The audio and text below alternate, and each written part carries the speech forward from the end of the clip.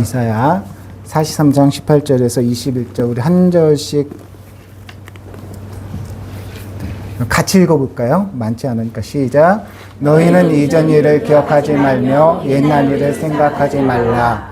보라, 내가 새 일을 행하리니 이제 나타낼 것이라. 너희가 그것을 알지 못하겠느냐? 반드시 내가 강의 길을 사막에 강을 내리니 장차 들짐승 곧 승냥이 같아져도 나를 존경할 것은 내가 광야의 물을 사막의 강들을 내어 내 백성 내가 택한 자에게 마시게 할 것임이라. 이 백성은 내가 나를 위하여 지어나니 나를 찬송하게 하려 함이니라. 아멘. 다시 한번 할렐루야. 아멘. 저를 보십시오. 저를 집중해 주십시오. 네, 반갑습니다. 또 강단에서 여러분들을 보는 거하고 또 강단 밑에서 보는 거하고 참 색다릅니다. 지난주가 맥주 감사절이었잖아요. 그 맥주 감사절을 그 말씀과 좀 이어보고 싶은 그런 마음을 제가 좀 가졌습니다. 어렸을 때 그 불렀던 복음성가가 있어요. 사막에 샘이 넘쳐 흐르리라. 사막에 꽃이 피어 향기 내리라. 주님이 다스릴 그 나라가 되면은 사막의 꽃동산 되리. 참 많이 불렀던 그 율동도 하고 그 앞에서 뭐 춤도 추고 했던 그런 찬양이에요. 이 말씀을 그 이사야 말씀을 보면은 또 그런 구절이 있잖아요. 그래서 사막이라는 것도 좀 생각을 좀 해보게 되었습니다. 그림 한 두 장, 사진 두 장만 좀 볼게요. 네, 또 한 장. 여기가 어딜까요? 아마 아시는 분들, 보신 분들 있을 거예요. 2024년에 여기가 어디냐면 사막이에요. 칠레에 아타카마라는 사막인데 이상기후로 인해서 며칠 동안 비가 많이 내렸대요. 이곳이 연 평균 강수량이 1mm래요. 1mm. 그래서 이 사막이 사막화되는 것은 뭐냐면 비가 안 오기 때문이에요. 그리고 비가 와도 그 날아가는 증발하는 양이 더 많기 때문에 사막화가 된다라는 그런 것을 제가 읽어본 적이 있습니다. 여기 1mm니까 이게 살아날 수가 없는 거예요. 자라날 수가 없는 거예요. 그런데 며칠 동안 비가 왔다고 갑자기 이 사막에 꽃동산이 됐어요. 이게 불가능한 사막에서 이렇게 하는 것이 정말 불가능한 일인데 비가 며칠 동안 오니까 여러분들 여기가 사막이라고 생각되세요? 전혀 안 되죠. 이 찬양이 맞다니까요. 사막의 꽃동산들이 하나님께서 우리의 마음에 하나님의 은혜의 비를 내주시면 이런 꽃을 피게 하실 것입니다. 우리가 메말랐기 때문에 어떤 은혜의 단비, 하나님께 주신 사랑의 단비, 그것이 메마르면은 모래알이 되는 거지만 하나님께서 주시는 그것을 잘 받아들이면 열매가 맺히고 꽃이 피고 그리고 큰 나무도 될 수 있다라는 사실입니다. 사막에 뭐가 있죠? 오아시스가 있어요. 오아시스에는 뭐가 있어요? 뭐 큰 나무가 있어요. 그래서 성경에 보면은 그 5천주, 5만주 뭐 그런 그 단어들이 나오는데 그렇게 되면 사막에서도 사람이 살 수 있다. 여러분 사하라 사막 가보셨어요? 저는 거기서 살잖아요. 사막을 가다 보니까 큰 그 연못도 아니고 호수 같은 아주 큰 호수 같은 것들이 듬성듬성 있어요. 그게 우리가 말하는 하나의 오아시스인데 그거보다 더 깊이 들어가면 우리는 알 수 없는 또 거기만 다니는 분들이 알 수 있는 오아시스들이 있어요. 그것을 통해서 무역로가 발전이 됐고 그것을 통해서 몇천 킬을 통해서 사람들이 오고 가는 것을 좀 보게 됩니다. 사막에 꽃이 피는 것은 저희가 상상을 잘 못합니다. 사막을 생각하면 생각나는 단어들이 무엇이 있을까요? 예? 모래. 틀려도 괜찮아요. 한번 생각을 해보세요. 사막에 하면은 굉장히 덥다라는 느낌, 그쵸? 메말라요. 메마르고 굉장히 건조해요. 모래. 그래서 반팔 입으면 오히려 더 더워요. 다 덮고 있어야 돼요. 그리고 사막하면 별, 사막의 별이 얼마나 아름다운지 정말 아름답습니다. 은하수가 쏟아지는데 정말 보면은 또 가고 싶다라는 그런 느낌을 받을 정도로 사막의 별이 정말 아름답습니다. 그리고 좀 제가 문학을 좋아했던 사람으로서 어린 왕자 하면 거기 뭐가 나와요? 사막 여우가 나오잖아요. 그 사막에서 만났던 그 어린 왕자, 그리고 오아시스, 태양, 그리고 고독, 적막함, 또 바람, 낙타, 죽음. 사막을 생각하면 좀 부정적인 단어가 긍정적인 단어보다는 조금 더 많지 않나 그런 생각을 합니다. 그러함에도 불구하고 그곳에 비가 내리니까 예쁜 꽃이 피고 사막이 아니라라고 생각하는, 저건 거짓말이야 라고 생각하는 그런 장면들이 보여요. 이게 제가 찍은 사진이 아니라 기사에 나왔던 그 사진입니다. 살면서 불가능하다라고 생각하는 것이 얼마나 많이 있습니까? 이 꽃과 같이 우리는 불가능하다라고 생각되는 것이 정말 많이 있어요. 자연 발생적인 것, 사막과 같이, 아니면 극지방 같이, 그런 것은 우리는 불가능하다라고 생각을 합니다. 우주로 가는 것, 태양계를 벗어나는 것, 그리고 아직은 사람이 유인선을 타고 태양계를 벗어나 본 적이 없잖아요. 그 화성도 못 갔는데.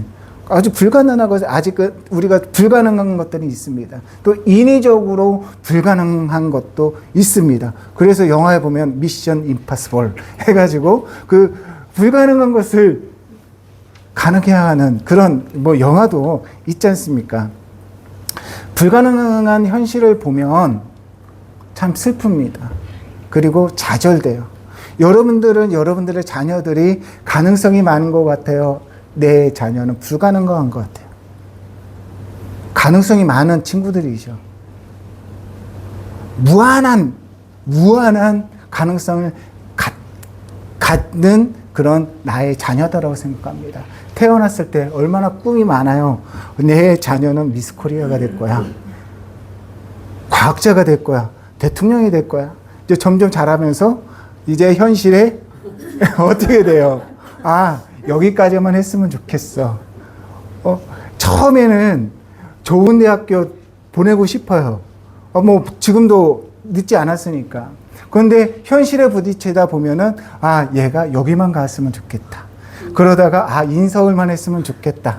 아니야, 서울 가까운 곳에만 있었으면 좋겠다. 하는 분들도 있어요. 여기는 계시지 않을 것 같은데, 어쨌든, 제 딸도 마찬가지고, 제 아들도 마찬가지예요. 그것이 공부를 잘하던 아니면 물질적인 문제든 그것이 우리가 현실적으로 불가능하다고 생각하는 것들이 정말 많이 있습니다.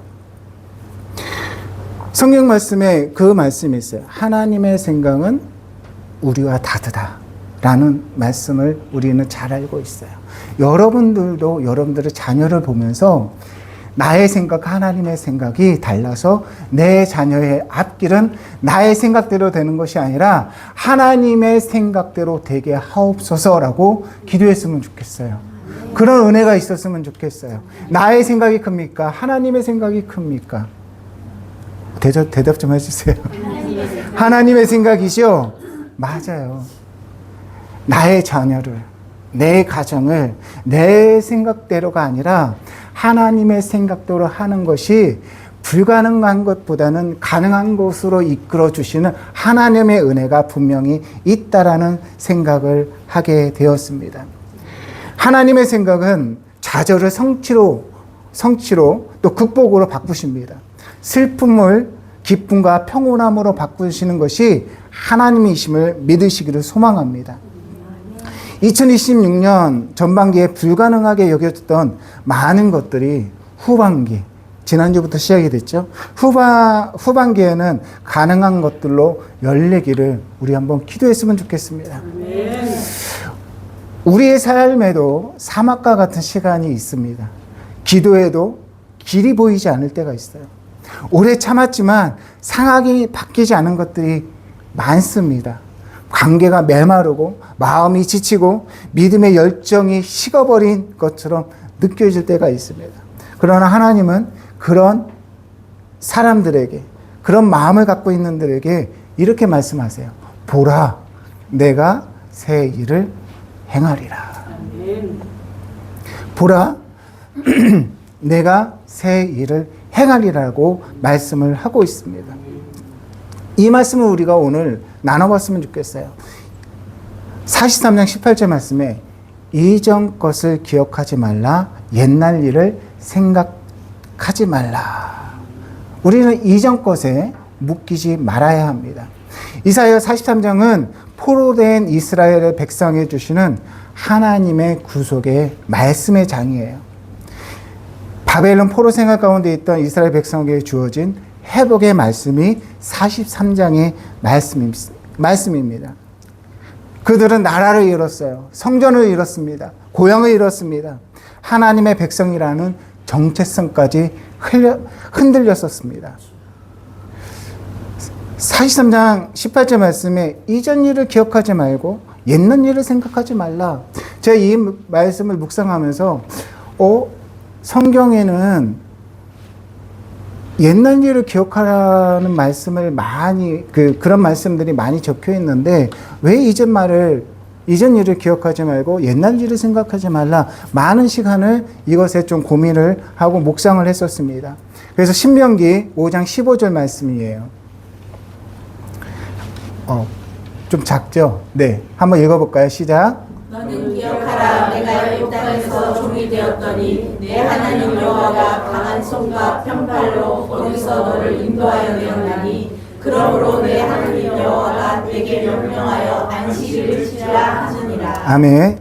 신명기 7장 19절 말씀이에요. 시작. 내 하나님 여호와께서 너를 인도하여 내실 때에 내가 본 큰 시험과 이적과 기사와 강한 손과 편팔을 기억하라. 네. 신명기 15장 15절.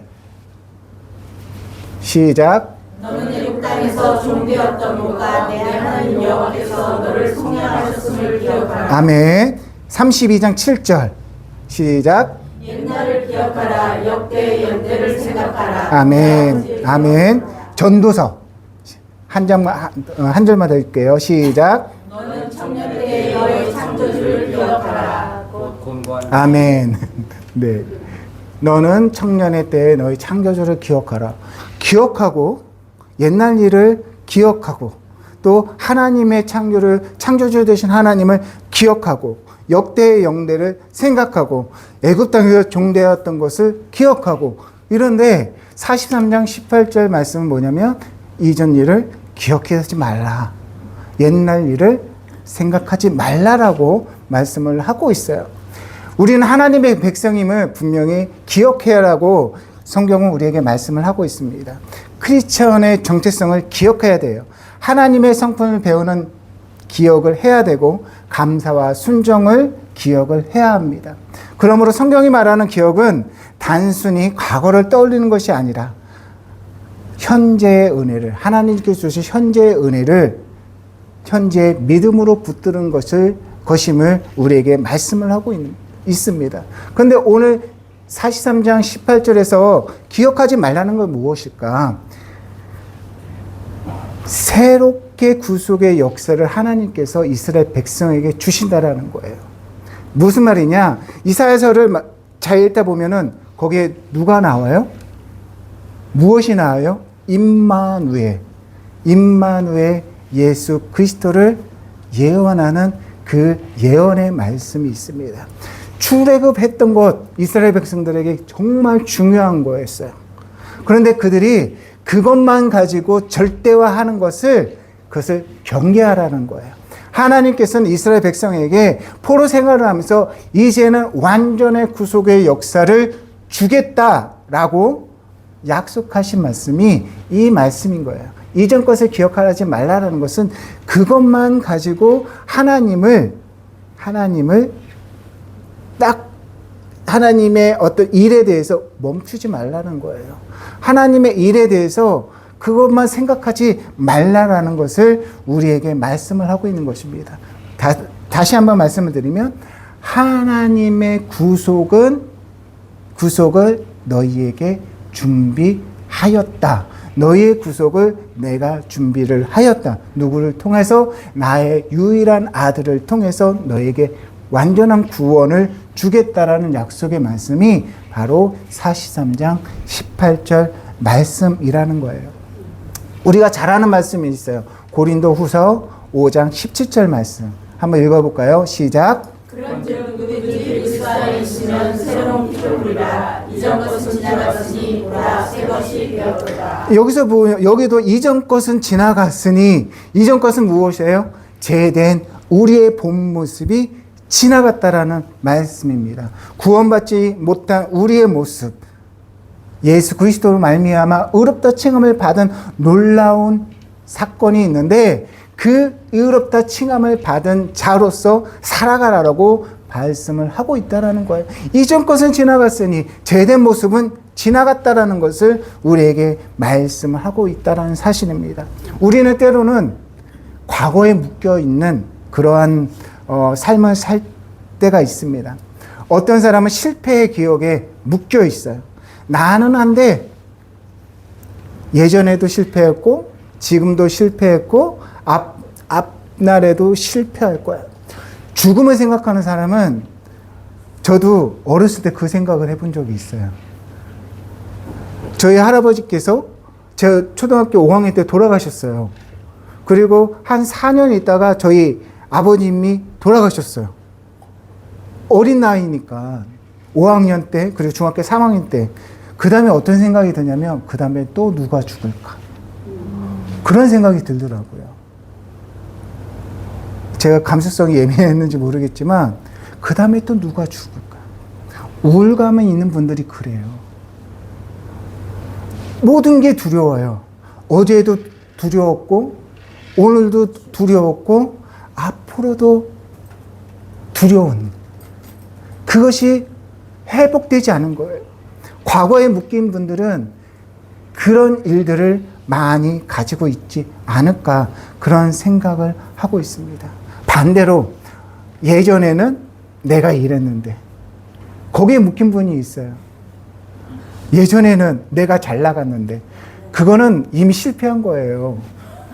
안 그래요? 예전에 그때는 못났지만 난 지금 이래. 저는 제 아내가 너무 고마워요. 왜?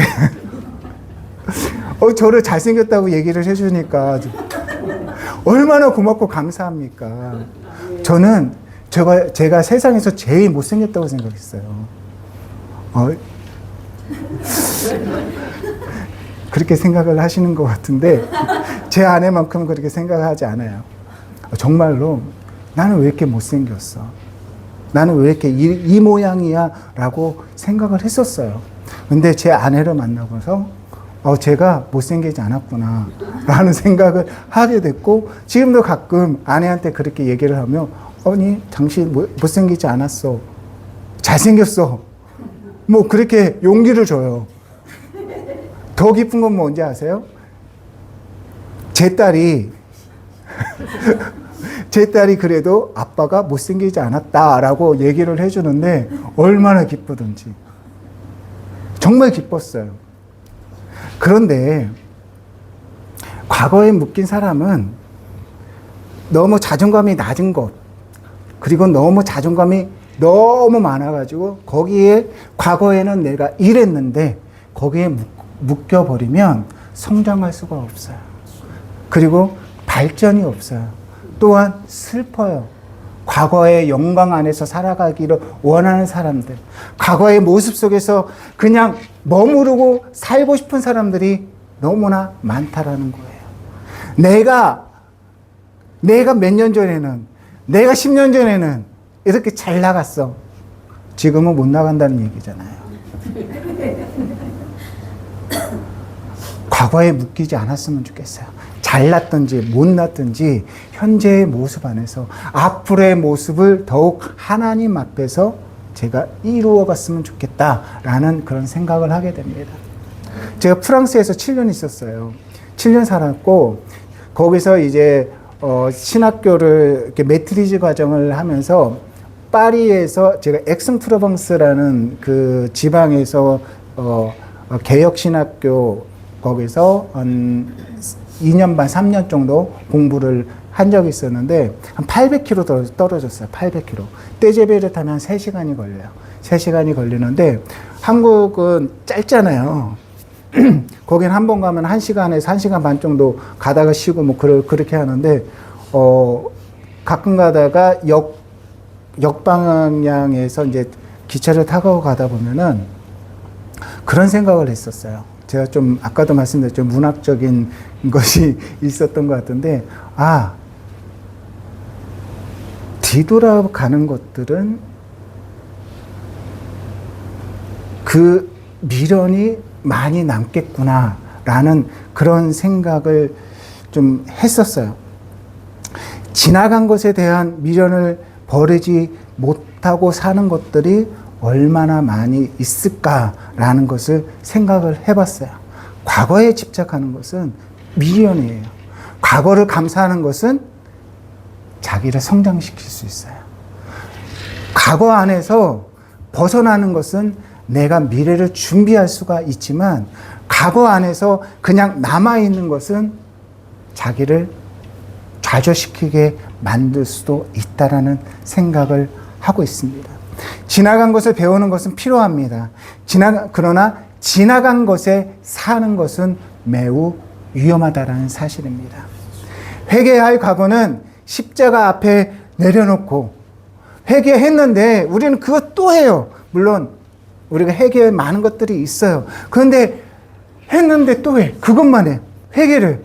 이거를 해야 되는데.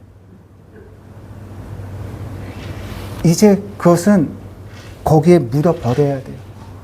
예수 그리스도의 십자가 안에서 다 묻어버리고 새로운 것을 감사해야 하고 앞날을 바라보아야 한다는 것입니다.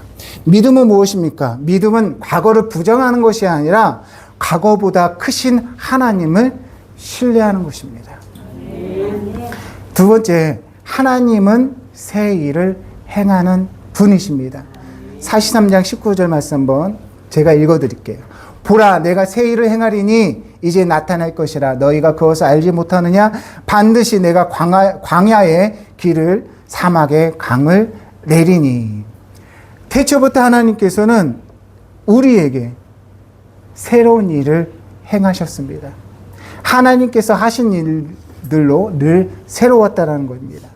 공허하고 혼돈된 이곳에 질서를 부여하시고 생명을 창조하시고 또 인류가 살게 하신 것을 우리는 기억해 볼 수 있습니다.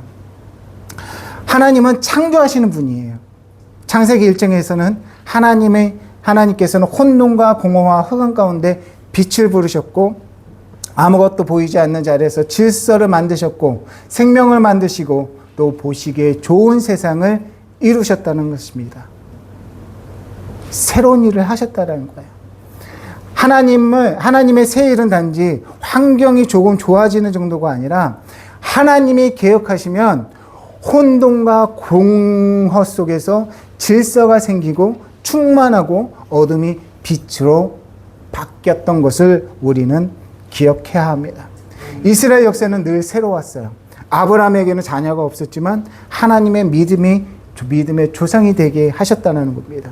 요셉은 어떻습니까? 감옥에 있었지만 총리가 되는 애굽의 총리가 되게 하셔서 이스라엘 백성을 구원하는 데 사용을 하셨다는 것입니다. 모세는 광야로 쫓겨났어요. 그러나 그 쫓겨난 모세를 통해서 200만이 넘는 이스라엘 백성이 출애굽하는 놀라운 일을 행하셨다는 것입니다. 목동인 다윗은 이스라엘의 왕이 되어서 가장 위대한 왕으로 하나님께서 만들어 주셨다는 것입니다. 그러면 여러분은 성경에 나온 인물만 위대한 사람이 아니고 하나님의 새 일을 행하시는 것이 아니라 하나님은 여러분들 각자에게 새 일을 행하셨다라는 사실입니다. 저는 앞으로도 그것이 우리 안에, 여러분들 가정 안에, 여러분들 인생 안에 새 일을 행하시는 하나님을 기대하면서 하나님과 함께 동행하시기를 주님의 이름으로 축복합니다. 아멘. 본문의 새 일은 바벨론 포로에서 돌아오는 회복의 약속이었어요. 동시에 더 깊게 예수 그리스도 안에서 이루어질 완전한 구속의 은혜였다는 사실입니다. 오늘 말씀 속에서 또 이런 구절이 있었죠. 하나님 광야에 길을 내셨고 사막에 강을 내시는 분입니다. 제가 지리를 잘했어요. 지리를 만점을 맞았어요. 그래서 좀 그것에 좀 자신이 있어요. 퀴즈 하나 내겠습니다. 사막에 비가 내리면 갑자기 강이 생겨요. 그런 지형을 뭐라고 하죠? 두자예요. 아니요, 두자. 간헐천은 그 온천 그게 이렇게 딱딱 올라오는 것을 간헐천이라고 얘기하고요. 아닌가요? 그건 찾아보겠습니다. 와디라고 해요.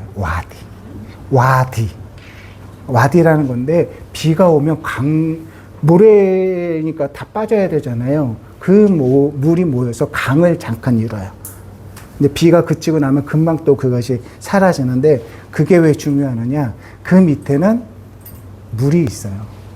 물이 있어서 거기서 생명이 살아요. 메기 같은 것도 살고요. 물고기가 살아요. 그리고 동물들이 그곳을 따라서 이동도 하고 그곳으로 사막의 동물들이 살아갑니다. 그것을 와디라는 것인데 제가 이 말씀을 드린 게 뭐냐면 하늘에도 길이 있죠. 그래서 우리가 하늘길이라고 하고 바다에는 길이 있어요, 없어요? 있어요. 바닷길이라고 하고 우리가 영화 니모라는 영화 애니메이션 보면은 해조를 타고 조류를 타고 막 가잖아요. 바닷속에도 길이 있어요. 길이 다 있어요. 사막에도 길이 있고 하나님께서 오늘 말씀 속에서 광야의 길을 내시고 사막의 강을 내시는 분이다라고 우리에게 말씀을 하고 있는데 사막이 얼마나 가혹한 지형입니까? 2026년 6월 7일 기사예요. 말리에서 니제르로 넘어가는 버스에서 버스가 고장이 났어요. 사막 한가운데서. 이게 안 터져요. 불어는 해주라고 하는데 이게 안 터져요. 뭐라고 하죠? 네, 통신이 안 터져요. 통신이 안 터져가지고 연락할 수 있는 방법이 없어요. 49명이 탔는데 두 사람이 이 상황을 알려고 한 80km를 걸어가지고 구조를 요청을 했고 나머지는 어떻게 됐을까? 죽었어요, 다. 최근 2026년 6월 7일 날 그런 일이 있었어요. 말리에서 그 행사가 있다가 가는 그 중에 상상이 안 되죠. 상상이 안 되잖아요. 사막이 그렇게 가혹한 곳입니다. 물이 있었다면 그들이 살 수가 있었고 사막의 길이 사막에 가면은 길이 안 보여요. 저희 같이 처음 들어간 사람은. 근데 거기 사는 사람도 헛갈리면 거기서 이제 지쳐서 죽는 겁니다. 사막에도 길이 있어요. 그 길이 얼마나 중요한지 모르겠습니다. 한국의 한 40년 전의 길과 지금의 길 많이 다르죠. 장로님 많이 다르잖아요. 제가 외국에 있다가 오면은 길이 하나 두 개씩 막 뚫려 있어서 너무 빠른 거예요. 너무 좋은 거예요. 길이 있다라는 것은 뭐냐면 목적지가 있다라는 거예요. 또 길이 있다라는 것은 방황하지 않고 그 길만 따라서 가면 된다라는 거예요. 우스갯소리로 우리가 그런 얘기를 하지 않습니까? 두 명의 여자의 말만 들으면 된다. 어머니의 또는 아내의 말. 두 번째 내비게이션의 그 말. 그것만 들으면 문제가 없다라는 그런 우스갯소리를 많이 들어보셨잖아요. 길이 있다라는 것은 목적지가 분명하다는 거예요. 목적지가 있기 때문에 길을 내는 거거든요. 하나님께서 광야의 길을 내시는데 여러분의 광야와 같은 마음속의 길을 내신다라고 하는 것은 분명한 여러분들의 목적이 분명히 있다라는 거예요. 여러분들의 삶의 길을 하나님께 내신다는 것은 여러분들의 인생의 목적지가 분명하다는 사실입니다. 그래서 길을 내신다라는 거예요. 사막에 강을 내신다라는 것은 조금 전에 말씀드린 것처럼 사막의 그 가혹한 지역에서 물이 없으면 정말 죽을 것 같아요.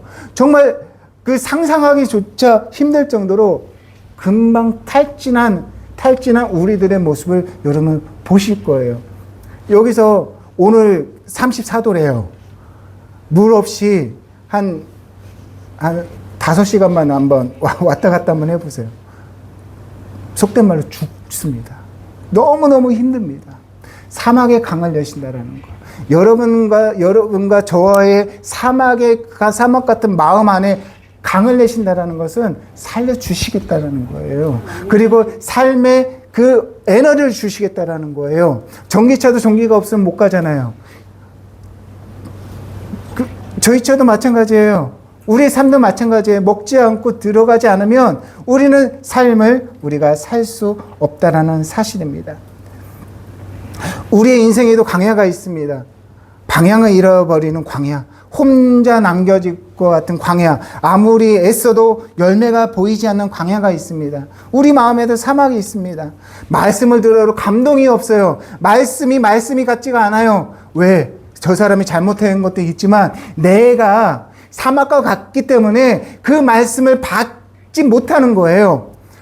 예수님께서 씨앗 그것을 우리에게 예화를 주시면서 옥토와 같은 마음을 우리가 갖기를 원하시잖아요.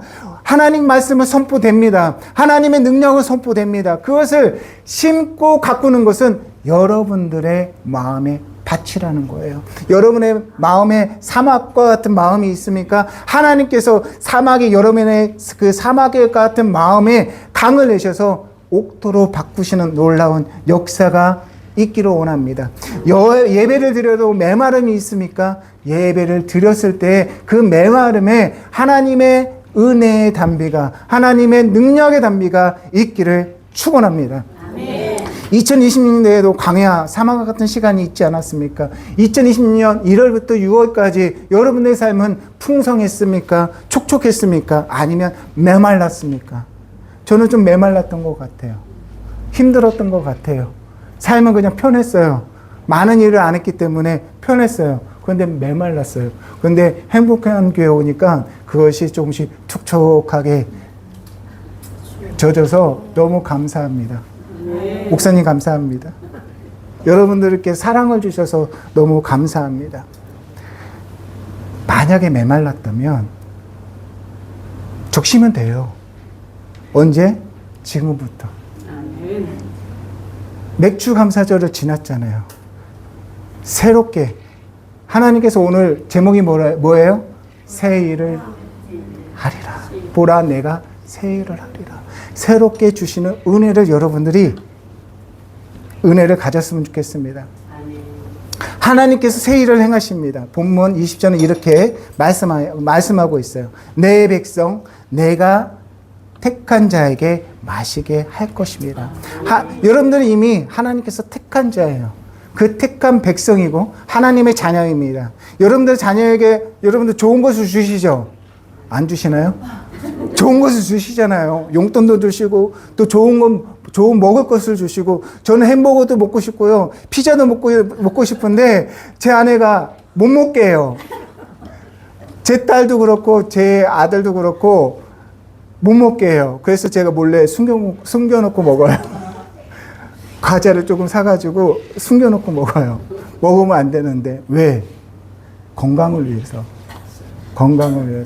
좋은 것을 주길 원하시는 분이 하나님이에요. 여러분들이 자녀에게 그 정크 푸드라는 것을 주기 싫은 것 싫잖아요. 하나님은 더 하실 거예요. 더 좋은 것으로 여러분들이 살기를 원하시는 분이 하나님이신데 택한 자에게 마시게 할 것입니다. 무엇을? 하나님의 능력을 마시게 하시고 하나님의 은혜를 마시게 하시고 하나님의 거룩함을 마시게 하시고 하나님의 그 넉넉함을 여러분들에게 마시게 할 것이다라고 저는 확신합니다.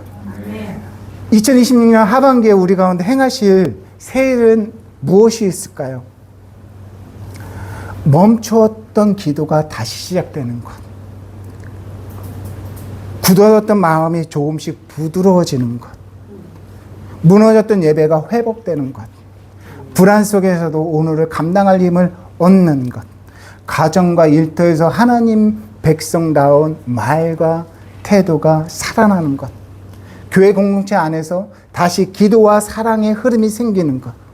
하나님께서 이러한 새로움을 하반기에는 이 행복한 교회와 저에게 주시기를 축복합니다. 아멘.